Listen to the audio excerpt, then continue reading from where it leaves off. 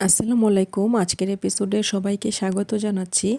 আজকের এপিসোডে আপনাদের জন্য রয়েছে চিতই পিঠার রেসিপি। অফলাইনে বা অনলাইনে অনেকেই অভিযোগ করেন ওনাদের ভালোভাবে এবং পারফেক্টভাবে চিতই পিঠা হয় না। তার জন্য আজকে আমি আপনাদেরকে টিপস সহ আপনাদেরকে চিতই পিঠার রেসিপি করে দেখাবো। আজকে ফুল ভিডিওটি আপনাদেরকে অবশ্যই দেখতে হবে। আমার এই রেসিপিতে অনেক ছোট ছোট টিপস আছে যেটা আপনাদের পারফেক্ট চিতই পিঠা হওয়ার জন্য প্রযোজ্য। তার জন্য ধৈর্য ধরে পুরো ভিডিওটি কন্টিনিউ করবেন।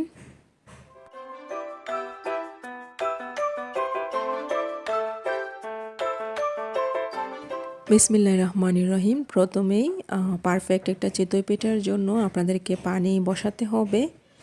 তারপর পরের স্টেপে আমি এখানে 1.5 কাপ শুকনা চালের গুঁড়া নিয়ে নিয়েছি। এটা আপনাদেরকে মেশিনে কুটানো অথবা অনেকে আছে সনাতন পদ্ধতিতেও এটা ভাঙিয়ে থাকেন, অথবা এখন দেখা যাচ্ছে যে বাজারে অনেক সময় ভেজা চালের গুঁড়ি মেশিন দিয়ে ভেঙে দেয়, ওইটা দিয়েও হবে। তারপর আমি এখানে যে পানিটা বসিয়েছিলাম, এখানে প্রথম টিপসই হচ্ছে আপনাদেরকে দেখুন এরকম যখন হয়ে আসবে, একটু সামান্য সামান্য দানার মতো দেখা যাবে, চিতই পিঠা হওয়ার প্রথম এক টিপসই হচ্ছে এটা। আপনাদের যদি পানিটা পারফেক্ট না হয় তাহলে কোনো দিনও আপনাদের একদম সফট আর ফুলকো চিতই পিঠা হবে না। তার জন্য আপনারা মনোযোগ দিয়ে শুনবেন। এরকম যখন হয়ে আসবে, একদম টাটকা গরম না কিন্তু, এরকম দেখেই বুঝতে পারছেন, কাছ থেকে দেখাচ্ছি, তখনই কিন্তু আপনাদেরকে পানিটা চালের গুঁড়ির সাথে মিশিয়ে দিতে হবে। আর আমি অল্প অল্প করে মেশাচ্ছি আর আপনাদেরকে দেখাচ্ছি। প্রথম অংশটা আমার স্কিপ হয়ে গিয়েছে, কোনো সমস্যা নেই। আমি কিন্তু পানিটা ডাইরেক্টই এভাবে মিশিয়ে দিয়েছি এবং খুব দ্রুত অনবরত এভাবে নেড়ে আমি চালের গুঁড়ির সাথে মিশিয়ে নিব। এবং অবশ্যই আপনাদেরকে এটা বলে বোঝাতে হবে না যে পানিটা আমি কতটুকু নিব। অনেক সময় দেখা যায় যে শুকনো চালের গুঁড়া কম বেশি পানি টেনে থাকে, তার জন্য এটা আপনাদেরকে ভিডিওতে দেখে বুঝে নিতে হবে। দেখুন এরকম একটা কনসিস্টেন্সি হবে আর কি, একদম পাতলাও না আবার আরও একটু বেশি ঘনও না। আপনারা নিশ্চয়ই দেখে বুঝতে পারছেন এরকম হবে আর কি কনসিস্টেন্সিটা। আমি যথেষ্ট পরিমাণ কাছে নিয়ে ক্যামেরাটা ধরে আপনাদেরকে বোঝানোর চেষ্টা করছি। এবং আমার সম্পূর্ণ টিপসগুলো যদি আপনারা মেনে পিঠা করতে চান তাহলে অবশ্যই আপনাদের পিঠাটা একদম পারফেক্ট এবং ফুলকো এবং সফট হবে। তারপর আমি পরের স্টেপে চলে যাব। আমি চুলোতে চলে আসলাম। এখানে আমি একদম মাটির একটা, কি বলে এটাকে জানি না, অনেক অঞ্চলে অনেক নাম দিয়ে থাকে। আমাদের সিলেট অঞ্চলে আমরা এটাকে কুলা বলি। যে যাই বলুন না কেন, মাটির এরকম পাতিল নিয়ে নেবেন, তাহলে পিঠাটা আসলে সুন্দর হয়।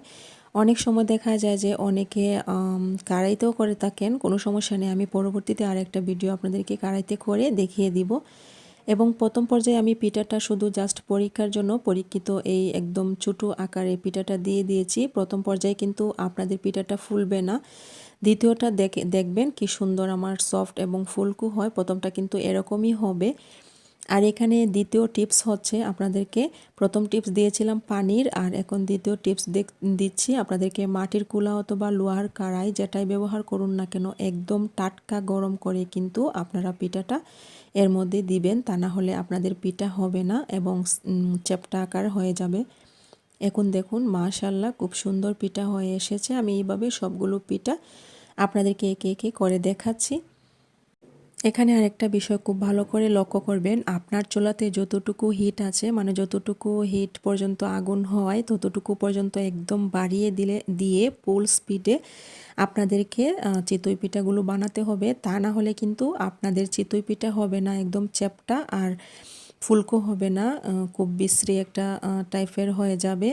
এটাই হচ্ছে মূল বৈশিষ্ট্য চিতই পিঠা বানানোর। চুলার হিটটা কিন্তু একদম হাইয়ে থাকবে, ফুল ফ্লেমে করে আপনাদেরকে অবশ্যই চিতই পিঠা বানাতে হবে।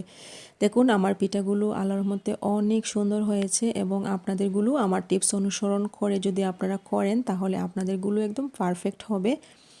আমি সবগুলো করে আপনাদের মাঝে ফিরে আসব। তার ভিতরে আমি আপনাদেরকে বলে দিচ্ছি একটা অনুরোধ, প্লিজ যদি লাইক দিয়ে না থাকেন তাহলে এক্ষুনি একটা লাইক দিয়ে দিবেন। এটা আপনাদের কাছে অনুরোধ করছি, যারা আমার বড় আছেন ছোট আছেন সবার কাছেই। এবং যদি চ্যানেলটাকে সাবস্ক্রাইব করে না থাকেন তাহলে এমন প্রয়োজনীয় টিপস আকারে রেসিপিগুলো দেখতে চাইলে প্লিজ সাবস্ক্রাইব করে পাশে থাকা বেল আইকনটি প্রেস করে আমার পাশেই থাকবেন আশা করছি। এবং পিঠাগুলো খুব সুন্দর সফট হয়েছে, আপনাদেরকে আমি দেখাচ্ছি। এবং আপনাদের যদি কোনো জানার মতো কোনো রেসিপি জানতে চান তাহলে আমাকে কমেন্ট বক্সে জানাতে পারবেন, আমি দেওয়ার চেষ্টা করব ইনশাআল্লাহ। এই দেখুন, আপনারা বাসায় ট্রাই করবেন। আসসালামু আলাইকুম।